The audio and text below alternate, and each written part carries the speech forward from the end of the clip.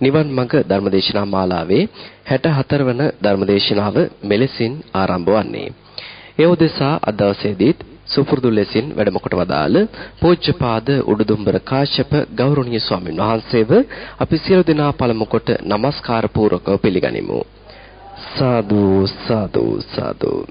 සමන්ත චක්කවාලේසු අත්‍රා ගච්ඡන්තු දේවතා සද්ධම්මං මුනි රාජස් සුනන්තු සග්ග මොක්ඛදං ධම්ම ශ්‍රවණ කාලෝ අයං භදංතා ධම්ම ශ්‍රවණ කාලෝ අයං භදංතා ධම්ම ශ්‍රවණ කාලෝ අයං භදංතා සාදු සාදු සාදු. නමෝ තස්ස භගවතු අරහතු සම්මා සම්බුද්දස්ස නමෝ තස්ස භගවතු අරහතු සම්මා සම්බුද්දස්ස නමෝ තස්ස භගවතු අරහතු සම්මා සම්බුද්දස්ස. සාදු සාදු සාදු.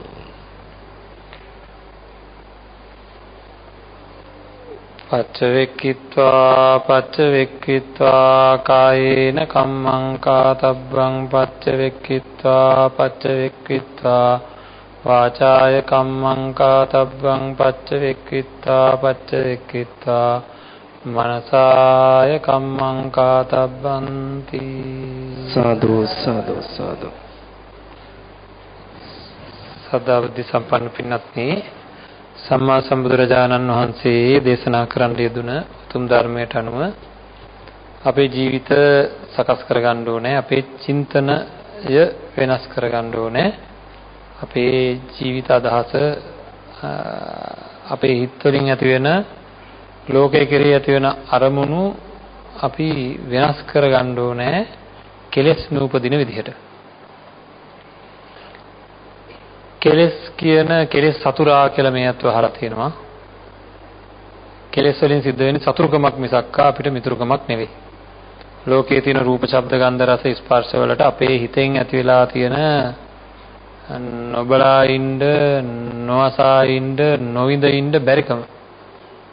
රූප, ශබ්ද, ගන්ධ, රස, ස්පර්ශයන් නොබලා ඉන්න බැරි තල්ලුවක්, නොවිඳ ඉන්න බැරි තල්ලුවක්, නොඅසා ඉන්න බැරි තල්ලුවක් අපේ හිත ඇතුලෙන් තියෙනවා. ආන්ගේ තියෙන තල්ලුව මේ මොහොතේ තියෙනවා නම් මට මගේ දරුවෝ දකින්න නැතුව ඉන්න බෑ, මට හවල් දෙන්න නැතුව බෑ කියලා මේ උපදිනකොට තිබ්බද දන්නේ නැහැ මේ ප්‍රශ්නේ. උපදිනකොට තිබ්බද? නෑ. එහෙනම් පස්සේ ආපු එකක් ඒක. නේද? එහෙනම් මෙහි ඇවිල්ලා හදාගත්ත එකක් ඒක. එතකොට අන්න ඒ දැන් තියෙන தත්ත්වය තමයි ඊළඟ භවයේ සකස් කරන්නේ. හරිද? ඔන්න මේ මොහොතේ ඔය තියෙන ප්‍රශ්නේ විසඳගත්තේ නැති කට්ටිය. මේ ජීවිත ලැබිලා, මනුෂ්‍ය ජීවිත ලැබිලා ඔය ඉවරක් නැතුව මේ ඉල්ලන හිතේ තියෙන ඉල්ලන ගතිය, ඉවරක් නැතුව ඉල්ලන ගතිය. දැන් කී සැරයක්ද මොනවද බලන්නකෝ ඉල්ලන්නේ කතකේ? මං කියන්නේ බලපු ඒවාම ඉල්ලන්නේ ආයෙ බලන්න කියලා. ආයෙ බැලුවත් ඔච්චර තමයි තියෙන්නේ. අහපු ඒවාමයි ආයෙ ඉල්ලන්නේ අහන්න කියලා. විඳපු ඒවාමයි ආයෙ ඉල්ලන්නේ විඳින්න කියලා. නේද? ඔන්න ඔය නැතුව ඉන්න බෑ වුණාට ඒවා. ආන්ගේ ඉල්ලන ගතිය තමයි, ඒ ගතිය අයින් කරගන්න බැරි වෙච්ච ඇත්තෝ තමයි අර පාරවල් වල ඉන්න තනකොළ උලා කකා. ගොමුගුලි කරකෝ ඉන්නවා.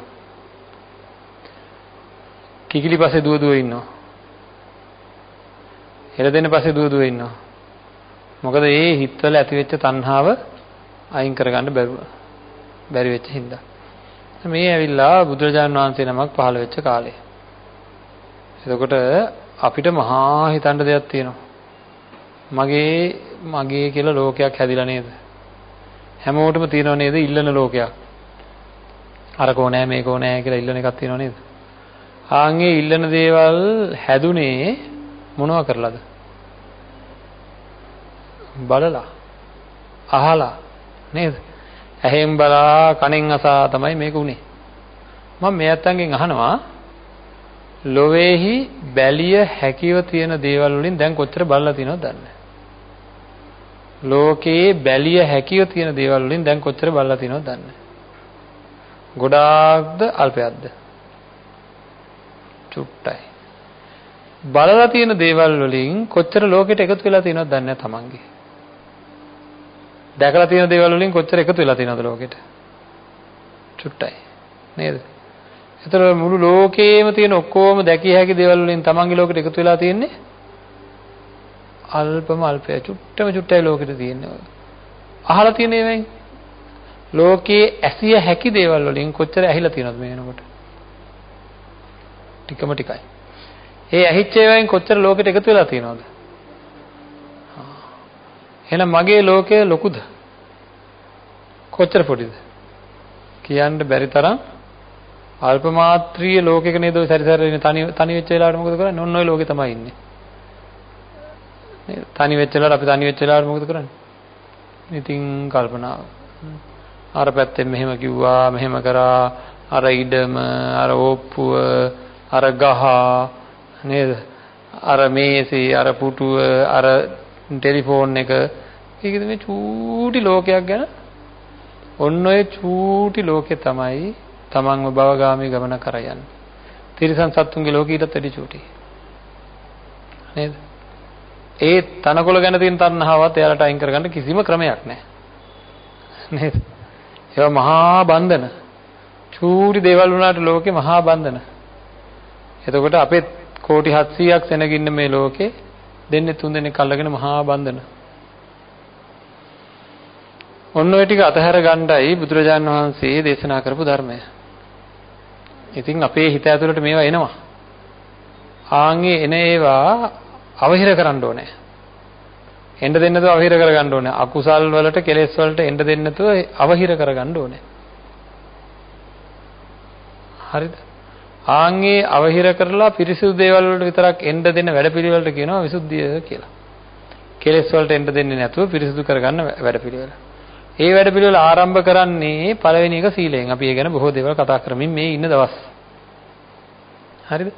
අද අපිට තියෙන්නේ මේ පාවිච්චි කරන දේවල් නැත්තම් ප්‍රත්‍ය සම්නිත්‍ර සීලය ගැන සාකච්ඡා කරන්න. ඒකෙදි බුදුරජාණන් වහන්සේ බලාපොරොත්තු වෙන්නේ පාවිච්චි කරන දේවල් පිළිබඳව නුවණින් විමසා පාවිච්චි කරමින් ඇතිවන කෙලෙස් ධර්මයන් අයින් කර ගැනීම කියන එක. මොනවද දැන් අපි පාවිච්චි කරන්නේ? ඉස්සෙල්ලා බලමු අපිට මොනවද ඕනේ කියලා ජීවත් වෙන්න. අපිට ජීවත් වෙන්න මොනවද ඕන? ඔක හොයාගත්තා ඉපදිච්ච ගමන් තෝරුනේ ඒ ටික තමයි සාමාන්‍ය. ඉපදිච්ච ගමන් කෑම ඕනේ. නැත්තම් මේ ජීවිතේ ජීවත් කරන්න බෑ. ආය හේද්දක් වහන්න ඕනේ. ඉපදිච්ච ගමන් නැත්තම් සීත උෂ්ණයෙන් බේරන්න බෑ. මේ ඒ වහන රෙද්ද නිල් පාට හරි කොළ පාට හරි මොකක් හරි විශේෂ පාටක් ඕනද? නෑ. මහා වටින එකක් ඕනද? නෑ. මොකටද? සීතෙන් උෂ්ණයෙන් බේරෙන්න. ඊළඟට පුංචි ළමයාව අරගෙන ගෙයක් ඇතුලෙන් තියන්න ඕනේ. නැත්නම් අවුවෙන් වැස්සෙන් හුලඟෙන් මැසි මදුරුවන්ගෙන් බේරෙන්න බෑ. එහෙනම් පොඩි ගෙයක් ඕනේ. ඒක මේ මහා විශාල මන්දිරයක් වෙන්න ඕනද? ජීවත් වෙන්න? නෑ. ඔය තුනට අමතර වෙන මොනවද ඕන? බෙහෙත් හේත් ඕනේ. ශරීරය පවත්වා ගන්න බෙහෙත් හේත් ඕනේ. ආහාර, ඇඳුම්, නිවාසය සහ බෙහෙත් හේත් ඇරෙන්න වෙන මොකුත් ඕනද ජීවිතයක් ඉස්සරහට අරන් යන්න?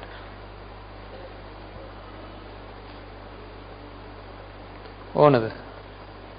ආහාර ටික හම්බ වෙනවා නම්, ඇඳගන්න ඇඳුම් හම්බ වෙනවා නම්, නිවාසයක් තියෙනවා නම් ඉන්න, බෙහෙත් හේත් ටික තියෙනවා නම් වෙලාවට වෙන මොකවත් ඕනද ජීවිතේ ජීවත් කරවන්න?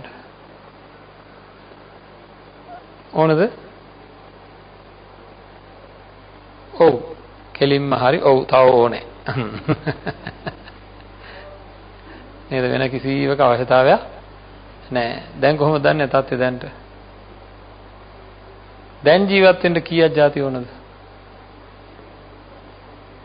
ඒවා ඔක්කොම එහෙනම් ඉපදුනාට පස්සේ දෙන ඉපදෙනකොට අම්මවවත් ඕන වෙලා තිබ්බේ නැහැ. කිරි විතරයි ඕන වෙලා තිබ්බේ.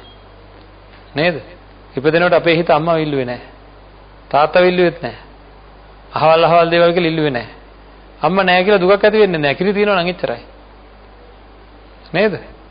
යාළුවෝ ඕනෙත් නැහැ. මොකවත් නැති මට දැන් මහා ප්‍රශ්න ගොඩක. දැන් කීයක් જાති ඕනද? නැතුව බැරි ඒවා දැන් කීයක් තියෙනවද දන්නේ නැහැ. නැතුව බැරි ඒවා කීයක් විතර ඇද්ද? ලුණු නැතුව බෑ, මිරිස් නැතුව බෑ. නේද? අහවල් රස නැතුව බෑ. ටෙලිෆෝන් නැතුව බෑ. ඉතින් ආයෙක ලයිස්තුව ඉතින් මට නේද? ඕනනම් පැයම ලයිස්තුව කියමු. නැතුව බැරි දේවල්. ඔය නැතුව බැරි හැම දෙයක් නැතුව බෑ කියන හැම දෙයක් කෙරෙහිම තණ්හාවද නැද්ද? එහෙනම් ලේසි ගොඩක්ද ගොඩ ගහගෙන ඉන්නේ මේ සැරේ ඇවිල්ලා. මේ සැරේ මෙහි ඇවිල්ලා ලේසි ගොඩක්ද ගොඩ ගහගෙන ඉන්නේ. වැඩේ හරි ගස්සගෙනද වැඩේ වරද්දගෙනද දන්නේ නැහැ නේද? ඇයි ගොඩ ගහගත්ත ගොඩ ගැන තියෙන තණ්හාව ඊළඟ භවය සකස් කරනවා. නිවන් දකින්න ප්‍රමාද වෙනවා. ඇයි මේ ගොඩම අයින් වෙන්න එපා? මොකද කියන්නේ? ගෙයක් ඕනේ කියලා කියනවා තමයි. ඇත්තට ඇයි දන්නේ ගෙවල් ඔච්චර සරසන්නේ? හොඳට හිතලා බලුවොත් උනුන් පරායන නිවෙස් ඉදිකිරීමේ බලාපොරොත්තුව සීත උෂ්ණයෙන් රැකෙන්නද? මැසි මදුරුවන්ගෙන් ආරක්ෂා වෙන්නද? ඒකට අවශ්‍ය කරන අපි හිතමුකෝ වායු සමීකරණයකුත් හයි කරගත්තා කියලා සාමාන්‍ය ගයක් හදලා වායු සමීකරණය හයි කරගන්න පිරිසිදුවර ගයක් තියෙන්න ඕනද නැද්ද? පිරිසිදුවර තියෙන්න ඕනේ. ඇත්තටම පිරිසිදුවට මැසි මදුරුවන්ගෙන් ආරක්ෂා වෙන්න සීත උෂ්ණයෙන් ආරක්ෂා වෙන්නමද ගෙවල් හදන්නේ මිනිස්සු? මොකටද? මිනි පෙට්ටියනුත් ඒකමනේ කරගන්න යන්නේ. මිනි පෙට්ටියෙන් පවා එකයි කරගන්න යන්නේ. මොකද්ද? තමන්ගේ තාත්තේ පෙන්නන්න. නේද? තත්ත්වය පෙන්වීම සඳහා අනිත් අයට පෙන්වන්න මේ අපි හැමෝම හිතාගෙන ඉන්නව නේද මම මෙන්න මේ වගේ කෙනෙක් කියලා. හැමෝම හිතාගෙන ඉන්නවා. අනිත් අය මං ගැන මෙන්න මේ විදිහට අනිත් අයට මං ගැන හිතෙනවා ඇති. මගේ වාහනේ හින්දා, මගේ ගෙදර හින්දා, මගේ දරුවෝ හින්දා මං ගැන මෙන්න මෙහෙම හිතෙනවා ඇති කියලා අපිට අදහසක් තියෙනවා. ඒ විදිහටම දන්නේ අනිත් අයට හිතෙන්නේ. මං ගැන හිතාගෙන ඉන්න විදිහටම දන්නේ අනිත් අයට හිතෙන්නේ. නේද? එතකොට මං ගැන හිතාගෙන ඉන්න මගේ ලෝකය කාට විතරයිද? අප්පෝ මහා දුක හිතෙන කතානේ කියන්නේ මට විතරයිලු. නේද? ඕක මහා කේද වාචකයක්. ලෝකෙට පරකාසේ ඇතුලේ මරගාතේ. තමන්ගේ ඇතුලෙන් පුළුවන් තරම් දුක් විඳිනවා. එහෙනම් මෙන්න මේවා අතහැරෙන්න ඕනේ. ඒ සඳහා බුදුරජාන් වහන්සේ දේශනා කර අපිට අපි ළඟ තියෙන ඒවා පාවිච්චි කරද්දී නුවණින් විමසා මොකටද කියලා බලලා පාවිච්චි කරන්න. නුවණින් විමසන්න මේවා මොකටද? ගෙවල් වගේම තමයි ඇඳුම් මොකද?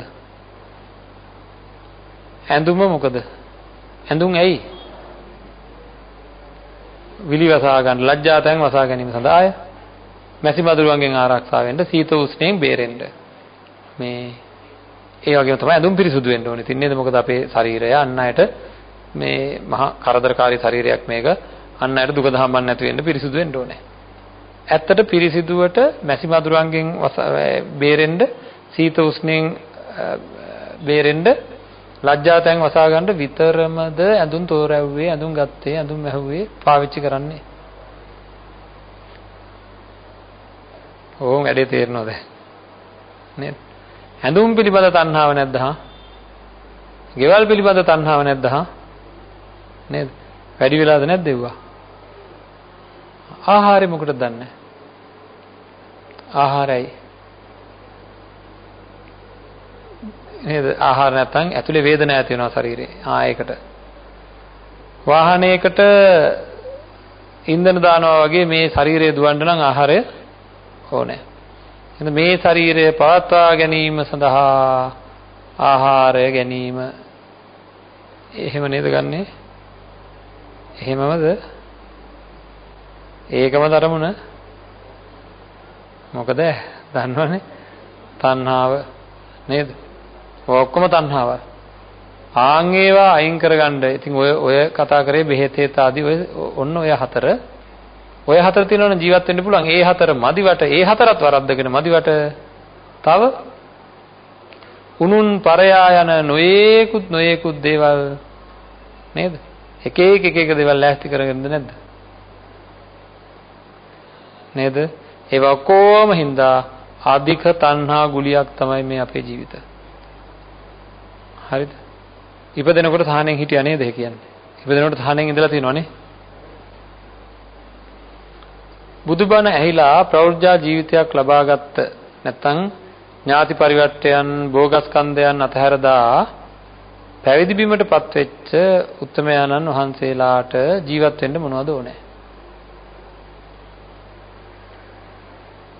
සිව්පසය කියලා අපි අහලා තියෙනවා නේද? මොනවාද අර ඉස්සෙල්ලා කිව්වා වගේ ආහාරත්, පිණ්ඩපාතය, නිවාස, ආවාස ආදී සේනාසන, ඇඳුම්, චීවර සහ ගිලම්පස, බෙහෙත්. එහෙනම් ඔය හතරෙන් තමයි පැවිදි ජීවිතේ ගෙනියන්නේ. එහෙනම් බුදුරජාණන් වහන්සේ මාව ආපහු ඇදලා දැම්මේ කොතෙන්ටද? කොතෙන්ටද? ඉපදිච්ච තැනට. ඉපදිච්ච තැනට ආයසරයක් ඇදලා දැම්මා. බොහෝ දේවල් ගැන බලාපොරොත්තු තියෙනකොටද දුක් වැඩි වෙන්නේ, මහන්සි වැඩි වෙන්නේ. බොහෝ දේවල් අපේක්ෂාවක් නැතුව ඉන්නකොටද ඇති වෙන්නේ. අපේක්ෂාවක් නැතුව ඉන්නකොට දුක් නැහැ. නේද? එතකොට භික්ෂුන් වහන්සේ නමක් තමන්ට ලැබෙන සිව්පසය ගැන පවා බුදුරජාණන් වහන්සේගේ අවවාදය මොකද්ද? ප්‍රත්‍යවේක්ෂා කරලා පාවිච්චි කරන්න ඕනේ. එතකොට අපි හැමෝම සාමාන්‍ය ජීවිතේ තමන් පාවිච්චි කරන දේ දුරකථනයක් අවශ්‍යයි මේ කාලේ කියලා අපි හිතමු කෙනෙකුට. ඇයි අනිත් අයට කතා කරන්න මේ ඒකටම දන්නේ පාවිච්චි කරන්න. නේද? ඔන්න තේරෙන්න ඕන වැඩි දැන්. වාහනයක් අවශ්‍යයි. ගමන් බිම යන්න. ඒකටම දන්නේ නැහැ. නෑ තව බොහෝ යටි අරමුණු තියෙනවද නැද්ද ඒවා? නේද? හැම දෙයකම පින්වත්නි තමන්ගේ අඩුම තරමින් සිල් ඇඳුමේ පවා තියෙනවා. පන්සලට ඇඳගෙන එන සිල් ගන්න ඇඳගෙන එන ඇඳුමේ පවා තියෙනවා. තරාතිරම පෙන්වීමේ ගතිය. අරන් යන බෑග් මල්ලේ පවා තියෙනවා තරාතිරම පෙන්වීමේ ගතිය. හරි. මේ ළඟදී මහා ධනවතෙක් ආවා මාව හම්බෙන්න. හරිද? මහා ධනවතෙක් ආවේ වෙන මොකටවත් නෙවෙයි ශාසනයට උදව් උපකාර කිරීම සඳහා. මම දැන් කෙනෙක්ව යවුව එකන් එන්න කියලා. යවපුවාම යවපු කෙනාට දැන් මං ආපු කෙනාගේ විස්තර කියන්න මම දුරකථනයකින් විස්තර අහපුවා කිව්වා. ඔන්න කියන්නකෝ සාගත මල්ලක් එල්ලන් ඉන්නවා කියලා. බලන්න මොකක්ද අරන් එන බෑග් එක රෙදි බෑග් එකක් අර මේ ඉස්සර මේ අර සාගත කාලේ දුන්න ඒවට කියන සාගත මලු කියලා නමක් හැදුනානේ. ඒක කැත නෑ මේ මල්ල. අවශ්‍ය කරන සියලු දේ සිද්ධ වෙනවා මේ මල්ලේ. මේ ධනවතා සල්ලි පාවිච්චි කරන්නේ නැතුව නෙවෙයි හොඳ සල්ලි පාවිච්චි කරන ලොකු නුවණැත්තෙක්. නමුත් පුදුම අල්පේච්ඡ සරල ජීවිතයක්. ඒක මේ කෙනෙක් අර්ථ දක්වයි මේක තියෙන මසුරුකම මෙච්චර තියාගෙන පාවිච්චි කරන්නේ නෑ පාවිච්චි කරනවා. බය ලස්සනට ජීවත් වෙනවා. නමුත් අනවශ්‍ය කිසි දෙයක් කරන්නේ නෑ. අවශ්‍ය දෙයට පාවිච්චි කරනවා. මොකද හිත ගලවා ගැනීම සඳහා. මේ වාගෙන් හිත ගලවන්න ඕනේ කවදා හරි දවසක නැත්තම් හැමදාම මොකද? එකිනෙක පරයා යන දේවල් වලින් අපේ හිත වැහිලා යනවා. ඉතින් අපේ හිත කෙලෙස් වලින් ගලවා ගන්න අවශ්‍ය නම් හිත විසුද්ධියටපත් කර ගන්න ඕන නම් ඔන්නේ ප්‍රත්‍ය පහසුකම් Tamanට ලැබෙන ප්‍රත්‍යවේක්ෂා කරන්න ඕනේ. මොකටද කියලා විමසලා පාවිච්චි කරන්න ඕනේ. ඒ සඳහා භික්ෂුන් වහන්සේට තදින්ම අවවාදයක් තියෙනවා බුදුරජාණන් වහන්සේගේ ඉපදෙනකොට තිබ්බ තණ්හාව එතනින් අඩු කරන්න කියන එක තමයි උපදේශ. මොකද ඉපදෙනකොට ඕන වෙලා තිබ්බේ ආහාරයි ඒ ටික. ඒ ටිකත් පාවිච්චි කරන්න කෙලෙස් උපදින්නේ නැති වෙන්න කියලා කෙලෙස් වලින් හිත ආරක්ෂා කරගෙන කටයුතු කිරීම. එහෙම නැත්නම් ඉතින් නිවන් දකින්න හම්බෙන්නේ නැහැ. හරි. නිවන් දකින්න ඕනේ කිව්වට පිළිවෙත නැතුව නිවන් දකින්නේ නෑ. හිතෙන් උපදින්නේ නෑ මේ දේවල් ගැන තියෙන දැඩි ඇල්ම, ලෝභය ඇත්ත වසන් කරනවා අපේ සිතෙන්. ඇත්ත වසන් කරලා දානවා. ඒකද නිවන් දැකීමේ අවශ්‍යතාවයක් කාට හරි තියෙනවා නම් කාට හරි තියෙනව නෙවෙයි ඔකොටම තියෙන්න ඕනේ.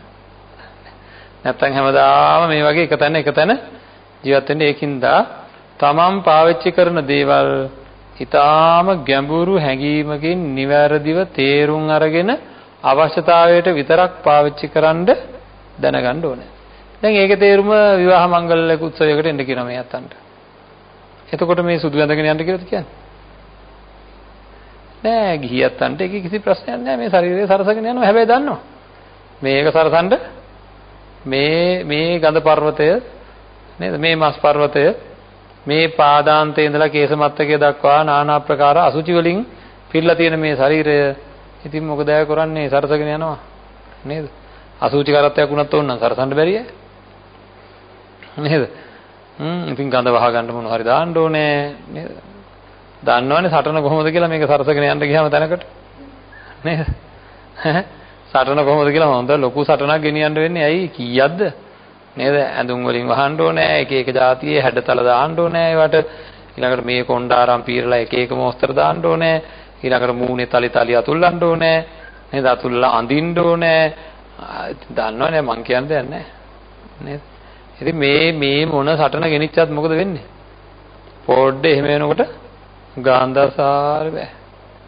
ඒක දැනගෙන කටයුතු කිරීමෙන් ප්‍රශ්නයක් නැහැ නේද? මේ තියෙන අප්‍රසන්නභාවය අඩු කිරීම සඳහා තැන්ට සුදුසු විදිහට යන්න ඕනේ කියලා දැනගෙන. එහෙම නැතුව මේක සුවයි සුන්දරයි මధుරයි ප්‍රියයි කියලා මේ තදින් මේ ශරීරය අල්ලගෙන නේද? වයසට යන්න සමහර ඇත්තන්ට මොකද වෙන්නේ? බලාගෙන ඉන්න හැට ලැජ්ජායි දෙන්නේ නේද? බලාගෙන ඉන්න හැට තමයි ලැජ්ජායි දෙන්නේ. එයාට ගානක් නැහැ ඒක. ඒ තරමට හිත මුලාවටපත් වෙනවා. මේ වැහැරෙන ශරීරය වැහැරෙනවා කියලාවත් දන්නේ නැතුව ඒකට තදින් බැඳෙනවා. තදින් අල්ල ගන්නවා. ඒකින්ද මහා විනාශකාරී තත්වයකට තමන්ගේ ජීවිතේපත් වෙනවා. දැන් හිතෙන් මේ දේවල් අතහැර ගන්න අල්පේච්ඡව ජීවත් වෙන්න මෙන්න මේ නිවැරදි ආකාරයට හැම වෙලෙම තමන් ගන්න ආහාරපව ගිහියත්තන්ට ආහාර ප්‍රත්‍යක්ෂය එපා කියලා තියෙනවා. එපා කියලා නෑ. ඒක මේ සිල්ගත් දවසට විතරද? නේද? නිවසේදී බලන්න පොඩ්ඩක් ආහාරය තරම් තමන්ට අමාරු මෙල්ල කරන්න අමාරු තව එකක් නෑ. නේද? අපි ඉපදුනේ කොහොමද? කෑ ගහගෙන ඉපදුනේ, කා ගියාගෙන ඉපදුනේ, තාම කා තමයි. නේද? ඉපදිච්ච ගමන්මත් මොකද කරේ? කිරි බිව්වා. එදා ඉඳන්ම අද වෙනකම් මොකද වැඩේ? බුලත් ටිකක් හරි කන්න ඕන, මොනවා හරි හපින්න ඕනේ. පුදුම ලෙඩේ මේක බලාගත් අතේ හපනවා කට්ටිය. නේද? බලන අතේ මොකද කරන්නේ? එහාට හැරිලා හපනවා, මෙහාට හැරිලා හපනවා, අරහෙන් ගන්නවා, මෙහෙන් ගන්නවා නේද? මොනවා හරි හප අපේ ඉතින් මේ හම්බෙච්ච බෙරගෙඩියේ ඉතින් නේද? දිවේ වදිනකොට ඉතින් සැප පොඩ්ඩක් උපදිනවනේ. ඒකනේ මේ හපන්නේ. මොකද බඩට ගියාම මේ නේද? බඩ පිරෙන්නමද ගන්නෙ? ඉතින් කවදා හරි මේක තේරුම් ගන්න ඕන. හරකා වෙලත් හපනවා. ඌරා වෙලත් හපනවා. මාළු වෙලත් හපනවා. නේද? හැමෝම ආහාර හඹාගෙන යනවා. ගිහිල්ලා මහා පෙරේතකමෙන් තමයි මේ ආහාර ඔක්කොම ගන්න. ඉතින් ඒකද මේ ආසාවල් අයින් කරන්න ක්‍රමානුකූලව තමන්ගේ ජීවිතේ පාවිච්චි කරන ඒවා නුවණින් දැනගෙන කෙලෙස් උපදින්නේ නැති විදිහට ප්‍රවේශමෙන් පාවිච්චි කරොත් ටික මේ ආසාවල් අඩු වෙනවා. ආසාවල් අඩු වෙලා ඔක්කොම පාවිච්චි කරන්නේ නැතුව ඉන්න පුළුවන් තත්ත්වයට එනවා. එතකොට අපූර්වට පැවිදි ජීවිතයකට එන්න පුළුවන් කෙනෙකුට. හරිද? ඊට පස්සේ බලන්න එතෙන්ට ආවට පස්සේ මොකද වෙන්නේ? අර සිව්පසේ විතරයි ඕන වෙන්නේ.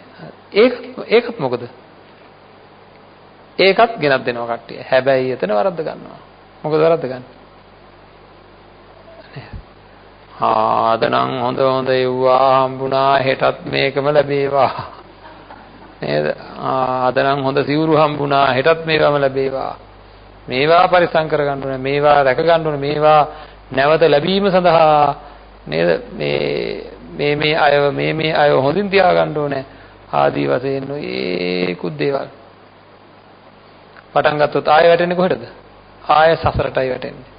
ආයෙ සසරට වැටෙන්නේ. ඒකින්ද අල්පේච්ඡ බුදුරජාණන් වහන්සේ දේශනා කරා ලාභ සත්කාර ගැන හිතන්නේ නැතුව ඒවා සඳහා කපටිකම් නොකර අල්පේච්ඡ ඊතා අල්පේච්ඡ දුන් දෙයින් යපිලා ජීවත් වෙන්න. ලැබිච්ච දේෙන් තෘප්තිමත් වෙලා පැවිද්දා ජීවත් වෙන්න ඕනේ සුවදායකව. බලන්න පින්නත් මේ ලෝකයම පොරකද්දි නේද මේක වෙලා තියෙන දේ බලන්නකෝ. තිරිසන් සත්තු ගත්තාම ආහාරයක් ආදී හම්බුනම පොරල්ලනවද නැද්ද? හැම දෙයකටම පොරල්ලනවා. ඒ කට්ටිය රාගය සඳහාත් ලොකු පොරල්ලනවා ඒ කට්ටිය. මිනිස්සු මොකද? නේද ලොකු පොරයක්ද නැද්ද? බස් එකට නගින්න මොකද පොරේ? ඉඳ ගන්න. ඉඳගත්තාම මොනවද හම්බෙන්නේ? සැප වේදනා. එහෙනම් සැප වේදනා ලබා ගැනීමේ පොරය. නේද? තිරිසන් සතුත් එහෙම නැද්ද? ආහාරයකට පොර කාලා හම්බුනහම මොනවද හම්බෙන්නේ? සැප වේදනා හම්බෙන්නේ. එහෙනම් සැප වේදනා ළඟා ගැනීමේ පොරය. සැප වේදනා මේ ශරීරයේ මේ හම්බෙච්ච බෙරේ හම්බෙච්ච මේ බෙරගෙඩිය මේකේ තැන් තැන් වල සැප වේදනා උපදිනවා තැන් 6ක. ආන් ඒවා ඇති කර ගැනීමේ පොරයද නැද්ද මේ තියෙන්නේ? නේද? මේකෙන් සැප විඳීමේ පොරය මේ තියෙන වෙන මොකක්වත් නැහැ. වෙන මොකක්වත් නෙවෙයි පොරය තියෙන්නේ. අන්න ඒ පොරයට අහුවෙච්ච ඔක්කොමලා පුරා අල්ලනකොට භික්ෂුන් වහන්සේ නිශ්චලව ලැබෙන දේෙන් යපිලා ජීවත් වෙනවා කියලා සාන්තව ඉන්නවා. පොරය මොකුත් නැහැ. අන්න උන්වහන්සේගේ හිතේ තමයි ප්‍රමෝදය උපදින්නේ. උන්වහන්සේගේ හිතේ තමයි ප්‍රීතිය උපදින්නේ. උන්වහන්සේගේ හිතේ තමයි පස්සද්ධිය උපදින්නේ. ඉන් ලැබෙන සැපය, අභ්‍යන්තර සැපය අර පොරා අල්ලා ගන්න සැපයට වැඩිය දසදහස් ගුණයක ඔන්න ඔය தත්වෙට ගිහි ජීවිතයේ ගෙව්වට අපිටපත් වෙන්න පුළුවන්කමක් තියෙනවා. හරි. පත් වෙන්න පුළුවන්කම ආඩුම ගානේ පාන්සලට ගිහලා සිල් ගන්න දවසේ මං කියනවා කරපු දෙක ගලවලා දාන්න කියලා. මාරේ ගලවන්න කියනවා. හරි. අල්පේච්ච එන්න කියනවා. සිල් ඇඳුම අඳින්න කියනවා. බෑ. හරි. ඉතින් ඒකින්ද අපි මේවා කල්පනාවට ගන්න ඕන. මගේ හිත හිමින් සැරේ පංචකාම සම්පත්තියෙන් අකුලන්න ඕනේ. ප්‍රත්‍ය පිළිබඳව මෙනෙහි කර මේ ප්‍රත්‍ය මම කොච්චරනම් ලැබුවාද මේ පැවිදි ජීවිතේ වගේම ගිහි ජීවිතේත්. පැවිදි ජීවිතේ දන්නවද මේ අතෝ? අතීත ප්‍රත්‍යවේක්ෂා කියලා අතීතයේදී අපිට මේ ආසන්න කාලයේදී බැරි වුණා නම් යම්කිසි දෙයක් ප්‍රත්‍යවේක්ෂා කරන්න. ඒ කියන්නේ මේ චීවරයක් පොරවද්දිත් මේ චීවරය මොකටද පොරවන්නේ කියලා සිහියෙන්ම පොරවන්න ඕනේ. ඒක බුදුරජාණන් වහන්සේ දේශනා කරේ චීවරවලට ආසාව ඇති වෙයි. ඒ ටික ඇති ආය භවයක් සකස් වෙන්න. ආපු අරමුණ කැඩෙන්න. සේනාසනයේට ආසාව ඇති වෙයි. සේනාසනයේ ඉන්න ඕන වික්ෂුන් වහන්සේ නමක් කොහොමද? කුලියට ගත්ත කාමරයක ඉන්නවා වාගේ. මේ අත කුලියට කාමර ගන්නන වෙලාවකට ඉන්න. හරි ගමනක් එහෙම ගියාම මොකද කරන්නේ? ඒක යන ගහනවා, ඒක කඩනවා එහෙමද? හැම වෙලේම තියෙන අදහස මොකද්ද? මේක දෙන්න ඕනේ, මේක අපහො දෙන්න ඕනේ. හෙට මේකේ වෙන කෙනෙක් ඉන්නේ. ගත්ත විදිහටම ආන් ඒ වගේ හැඟීමකින් තමන්ගේ සේනාසනය පාවිච්චි කරන්න ඕනේ. ආහාරය පාවිච්චි කරන්න ඕන කොහොමද? මේ අතන්ටත් පුළුවන් තමන්ගේ නිවස ඒ වගේ පාවිච්චි කරන්න පුළුවන්. ඕන්න. මොකද ඒකට ආසාවක් ඇති වෙන්නේ නෑ. ඇත්තටම දාලා යන්න වෙනවද නැද්ද?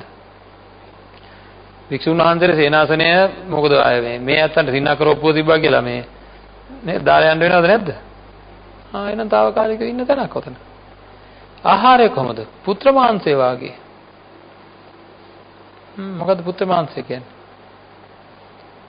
අම්මෙකුයි තාත්තෙකුයි පුතෙකුයි යනවා කාන්තාරේ. යනවා තුන් දෙනාගේ කෑම ඉවර වෙනවා සම්පූර්ණයෙන්.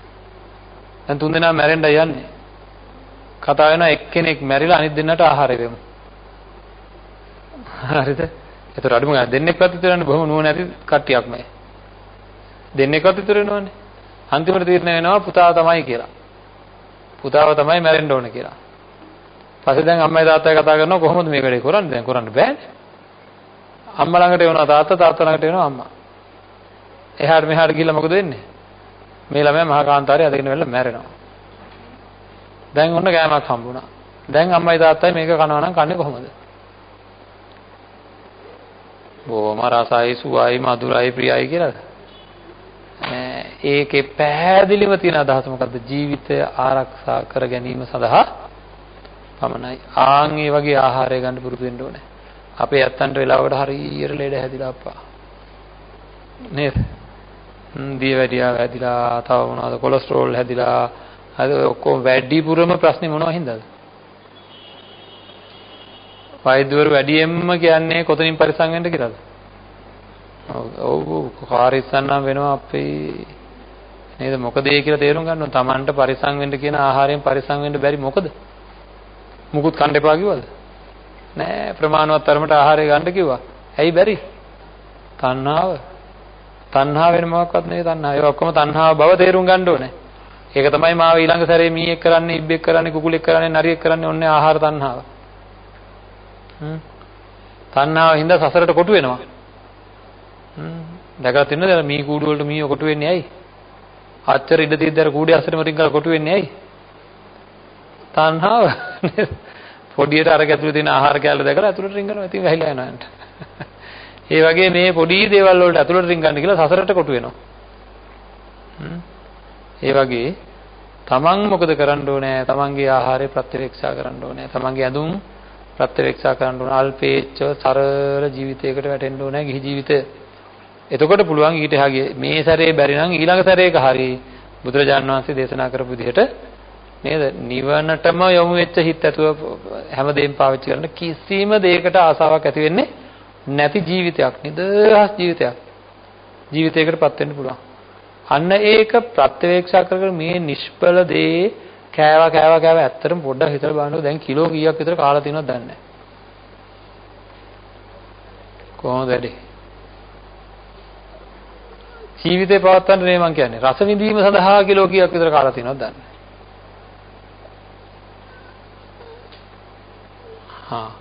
එහෙනම් තවත් ඉවරක් නැහැ මේක. නේද? තේරුමක් නැහැ මේක කියලා තේරුම් අරගෙන මොකද කරන්න ඕනේ?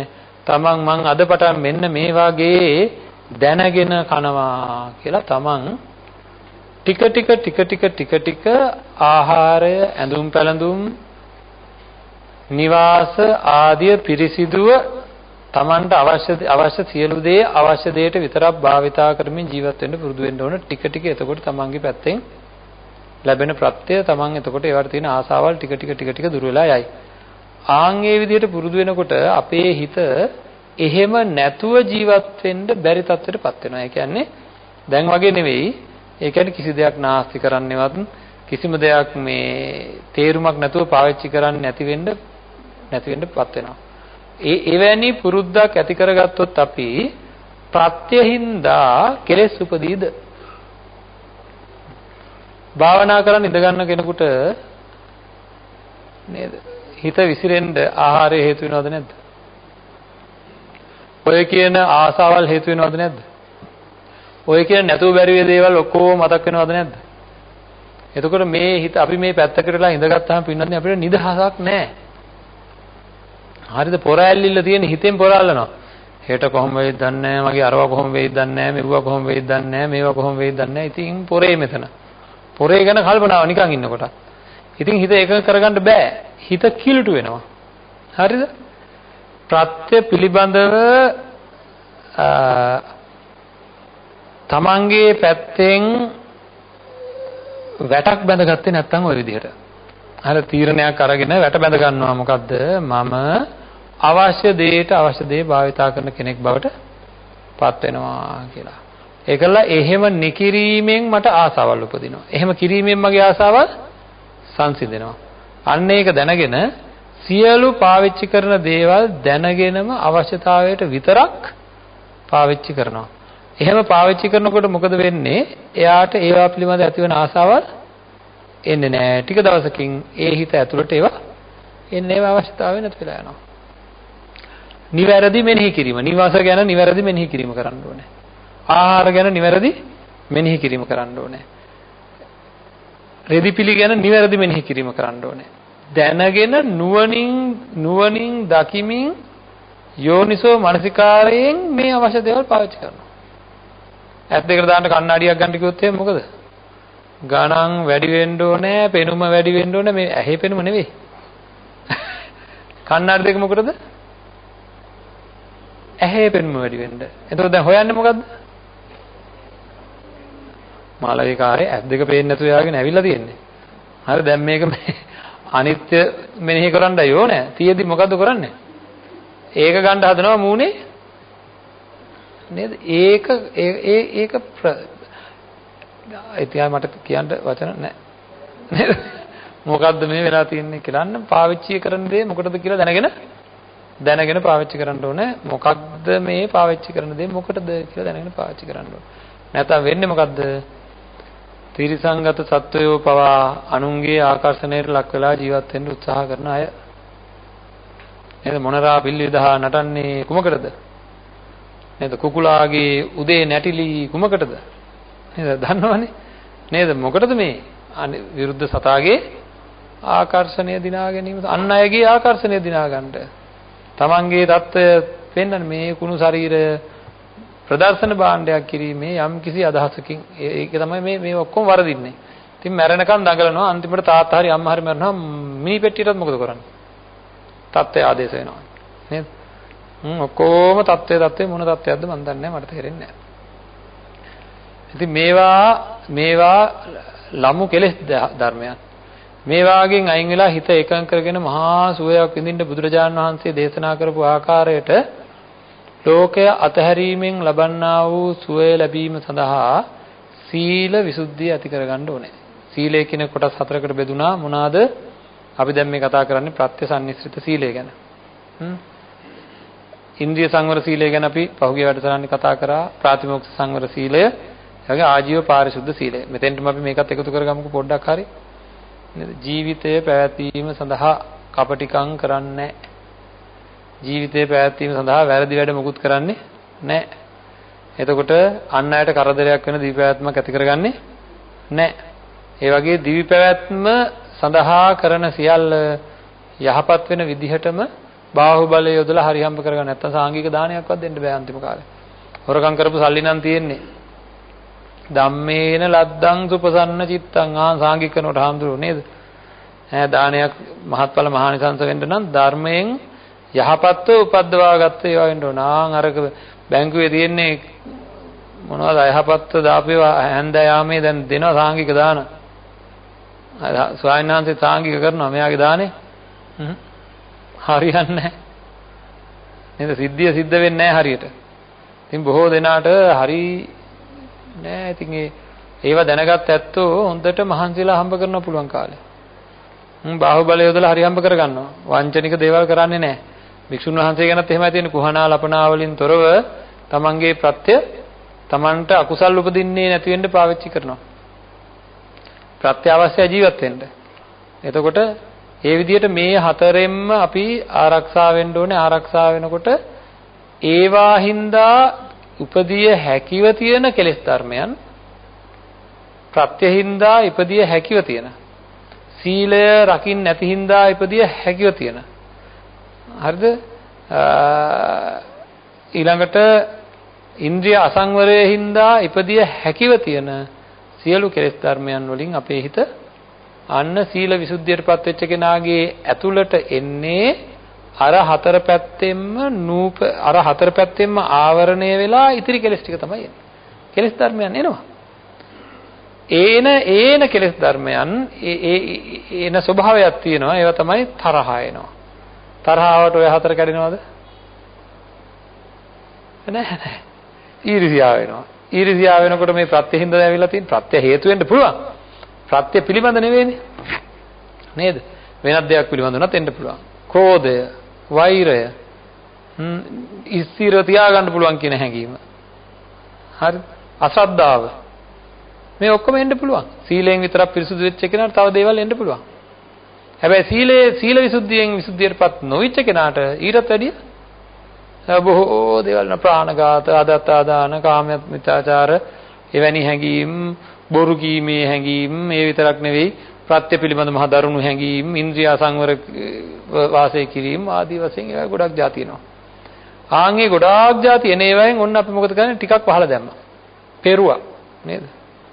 අපි කියන්නේ ෆිල්ටර් කරා, બ્લોක් කරා. එන ඒවා හිර කරා එන්න දෙන්නේ නැතුව. පෙරලා දැම්මා. එතනින් එන්නේ දැන් අනිත් ඒවා විතරයි. දැන් සියුම් මානසික අකුසල් එනවා. ආන්ගේ එන සියුම් මානසික අකුසලයන් අයින් කරන්න මොකද කරන්නේ ඊළඟට?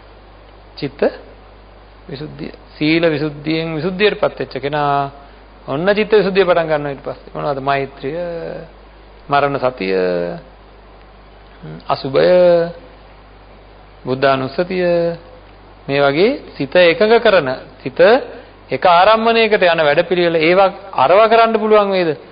මෛත්‍රී කරන්න හදනවා මේ ප්‍රත්‍යෙහිඳ මරා ගන්න යන කෙනා. අසුබේ වඩන්න හදනවා මේ ශරීරය හොඳට සරස. ඉවරක් නැතුව මේක සරසලා ආය නෙවෙයි නේද? එහෙම කර අසුබේ වඩන්න යනවා. ඒ ප්‍රාථමික තැනවත් නැහැ. නේද? මේකේ පිළිකුල කොහෙ උපදවා ගන්නද? ඉතින් ඒකින්ද ඒ සීල විසුද්ධියෙන් පෝෂණය විය යුතුයි අපේ හිත.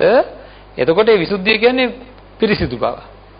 සීලයෙන් හතර ආකාරයක ඔය සීලයෙන් අපි කිසිම කෙලෙස් ධර්මයක් උපදින්නේ නැති වෙන්න ඉන්ද්‍රිය සංවර කරගනිමින් ප්‍රත්‍ය පාවිච්චි කරමින් ජීවිතය නිවැරදිව ගත කරමින් සහ ප්‍රාතිමෝක්ෂ සංවර සීලෙන් ප්‍රාණඝාත අදත්තා දාන කාමමිත්‍යාචාර මුසාවාද ආදි වශයෙන් තියෙන මේ සීලයන්ගෙන් කොහොම හරි කැඩෙන වාරයක් ගන්න ඉන්ද්‍රිය අසංවන වාරයක් ගන්න මොකද කරන්න ඕනේ?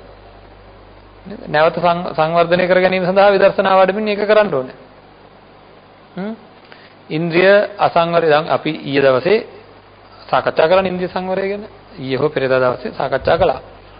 එතකොට ඒ වගේ අපි හිත ආරක්ෂා කරගෙන සීලයෙන් පිරිසිදු බවට පත් කරගනිමින් එන කෙනාට තමයි අන්න සමාධියෙන් පිරිසිදු බවට පත් කරගන්න තියෙන චිත්ත විසුද්ධිය ඇති කරගන්න පුළුවන්. එවැනි චිත්ත විසුද්ධියක් ඇති කරගන්න කෙනෙක් තමයි නාම රූප පරිච්ඡේදාදී නැත්නම් අපි මෙතන අතරම මේ තියෙන මේ යන ක්‍රියාවලිය නාම පරම්පරාවක් සහ රූප පරම්පරාවක්. ඒ කියන්නේ සිත් පරම්පරාවක් සහ ශරීර පරම්පරාවක් මේ යන්නේ.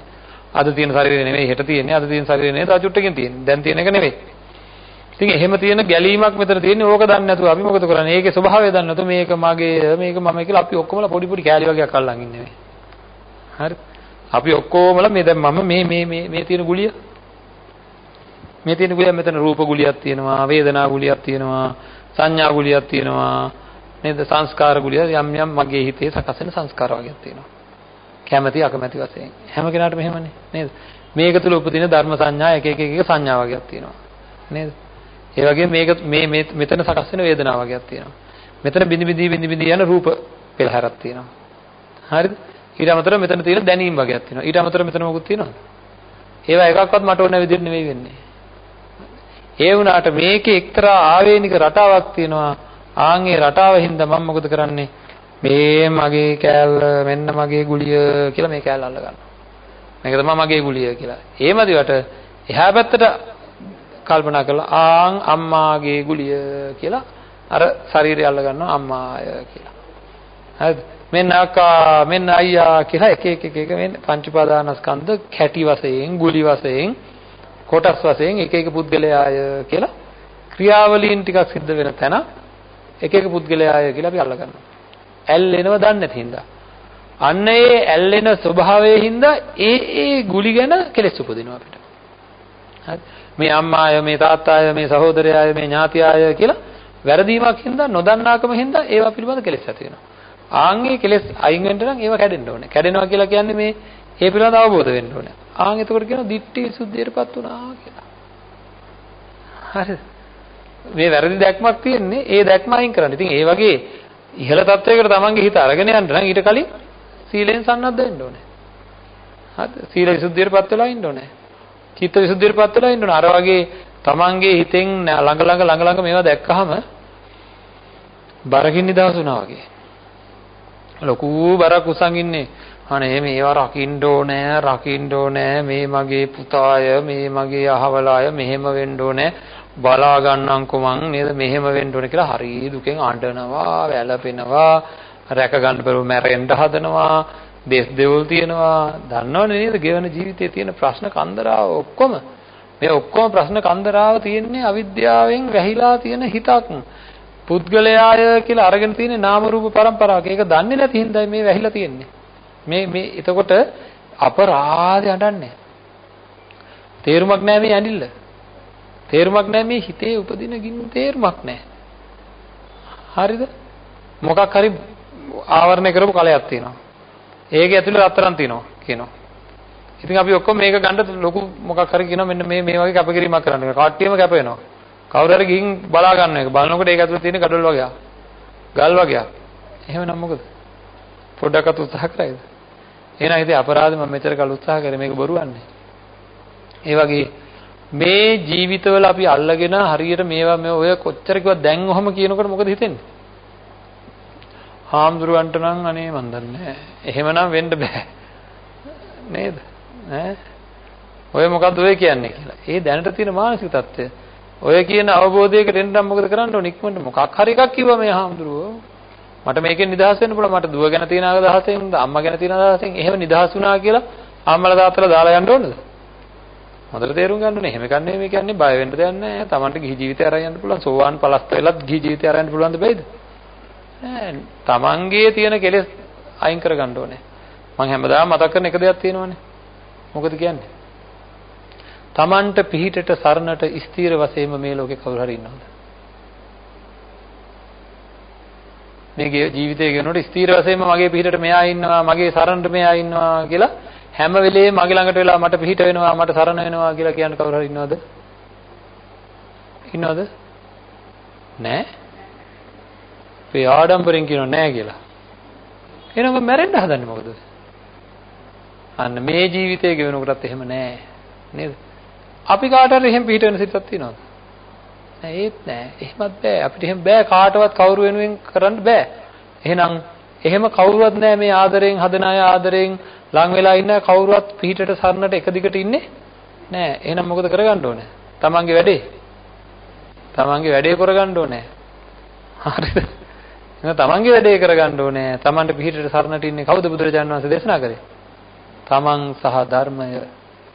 හරි බුදුරජාණන් වහන්සේටවත් පිට වෙන්න බැරි බව දේශනා කරා. සංඝයා වහන්සේටවත් පිට වෙන්න බෑ. තමන් සරණ කොට ගන්න, ධර්මයේ සරණ කොට ගන්න කියලා දේශනාවේ තියෙනවා. හරිද? එහෙනම් පිටට සරණට තියෙන උත්තර මේ සංස්කාරයට අපිට පිට වෙන්න සරණ වෙන්න පුළුවන් කමක් නැත්තේ නෑ. ඉතින් ඒකින්ද මේ වගේ පිරිසිදු වීම නිවසේදී කරන්න පුළුවන් දෙයිද? සාන්ත ජීවිතයකට යන්න දැන් ඇති නැටුවා. නේද? මේ නැටිල්ල කොච්චර කල්ද දැන්? වයසට ගියත් අතාරින්නේ නැහැ, දරුවෝ අතාරින්නේ නැහැ, මුණුපුරු අතාරින්නෙත් නැහැ. නේද? නිදා ගන්න යනකොටත් මතක් කර කර නිදා ගන්න, මුණුපුරා මතක් කර කර බුදිය ගන්නවා. ඉස්සර දරුවා මතක් කර කර බුදිය ගන්නවා. මේකින්ද රත් වෙනවා, දැවෙනවා, පිච්චෙනවා. ඉවරක් නැහැ. මොකද්ද ඔය වැඩේ? අන්න එහෙම බයින්ද හිතර මොකද්ද මේ වැඩේ? මොනවද හැමදාම මේ කරන්නේ? තේරුමක් තියනවද මේ වැඩේ කියලා? නේද? අපි අර නේද නිෂ්ඵල දේවල් කරද්දී බයින්නේ දරුවන්ට. ආන් ඒ විදිහටම Tamanටම බැනගන්න ඕන මොකද්ද මේ කෝලම? මොකද්ද මේ වැඩේ? තේරුමක් තියෙන වැඩක්ද මේ කරන්නේ? මැරෙනකොට දාලා යන්න තියෙන දේවල් ගැන මොකද මේ වෙලා තියෙන්නේ? පිස්සුද කියලා අහන්න ඕනේ. නේද? ඔව් පිස්සු තමයි කියලා නේද? පිස්සුව හොඳ කරගන්න කටයුතු කරගන්න ඕනේ.